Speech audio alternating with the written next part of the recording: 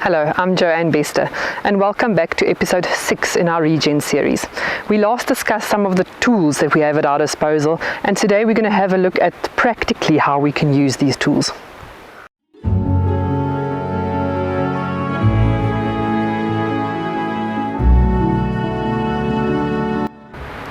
So the tools that we can use to influence our ecological processes include fire, technology, non-disturbance and animal impact. Right now we're going to just start with fire. Now you can see we have burnt this area a couple of months back, so you can still see the remaining marks of the fire. And the reason for that was this camp was full of reeds, very hard lignified reeds. So you can see some of them in the background still. They've started to regrow, but they are now not as dense as they were before.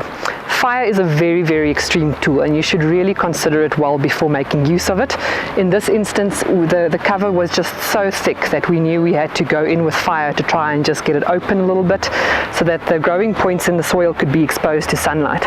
It's not a tool that we plan to use again, and so for that reason we have been grazing pretty hard in this area, which you will see the grasses are pretty short. We're keeping them that way so that we won't have to burn again in 2 or 3 years' time, because if you start using fire repetitively, that becomes a little bit of an issue. We need to try and use fire to do a specific job when we're looking at ecological function, and that's what we have done here. So now we are coming in quite frequently with cattle to come in and keep the grazing short, keep the growing points open, to put down deposits of dung into the ground and fertilizer, churn the soil up, and within time you'll start seeing how this camp will start to improve and not have all these bare batches in between.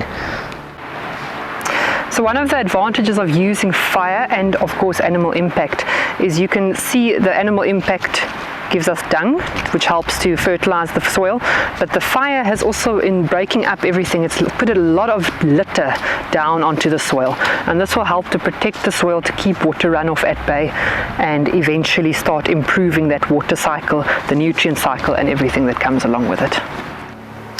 So next we're going to have a look at technology and how that can be used. As a result of the wind that started to come up, we can't go back to one of those barren patches that we have seen. But just to explain briefly, what you could do in those areas is you could use a combination of technology and livestock to be able to open up that soil. You could of course also use only livestock influence. So what you could do there that has pretty good results is to crawl animals on that patch overnight in a high density. They're going to start having that hoof action, which will cap open that soil. They'll deposit some of the dung and urine, which is going to help with your minerals, and that will go into the soil and start getting you some improvement. Or you can use technology. In technology I'm talking about in the form of opening that soil up with a ripper, making some holes in the ground where the water can lie there when it rains, so that you can get some more water into the soil. But then also it is very important, if you're going to spend the money to open it up using technology, you have to make sure that you're putting down organic matter, because without organic matter it'll probably be futile. I would imagine that the best results would be achieved, and the fastest results would be achieved, through animal and technology, so a combination of both. And then of course you can use brush packing to be able to keep that organic litter in one place, stop the water from running down so quickly. It slows it down, it stops it from taking all the organic matter that you've planted down in the area away with it, and it can just help to keep the temperatures lower and start influencing the microbial life, making it more pleasant for them to be there. They'll start to repopulate, and you will find that your annual species will start coming in. So typically your pioneers, which many of us look at them and we say, oh, this is not a good thing, we don't want the weeds and the pioneers, but they really do form a function and have a role to play in getting that ecosystem back to a healthy point. So they will come in first. They're going to improve the soil life even better. They're going to feed more microbes, and they are going to start gradually making an environment that is going to be better for your perennial species to come in, and then you're going to start having an improved species diversification in that area. So we've spoken about the tools of fire and technology, but one of the more powerful tools that we have is the tool of grazing animals and animal impact.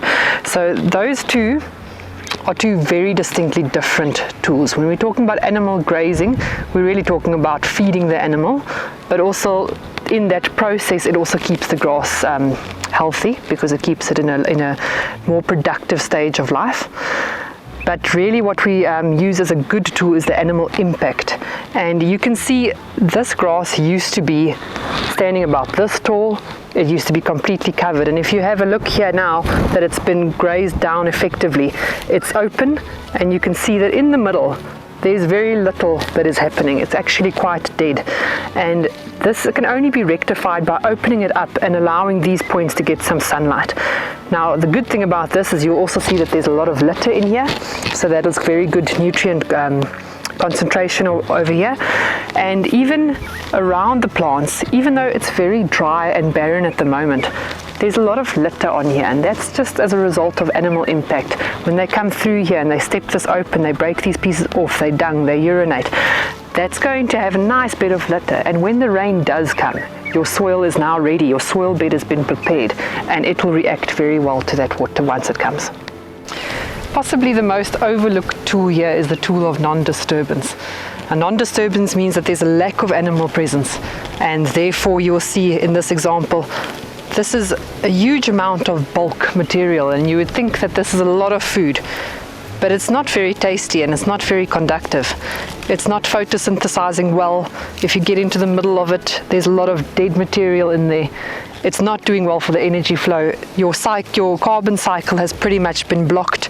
Roland spoke about a carbon block that occurs on top of the soil, and that is exactly what has happened here. Nothing is actually cycling, nothing is moving, and therefore it really becomes almost irrelevant and not useful to helping the ecosystem thrive. So this plant that is standing here is taking all the sunlight away from anything that could possibly be growing underneath it. So underneath this plant you're going to be having a lot of barren ground, and its nutritional value is incredibly poor. Animals will lose condition if they have to be expected to eat this.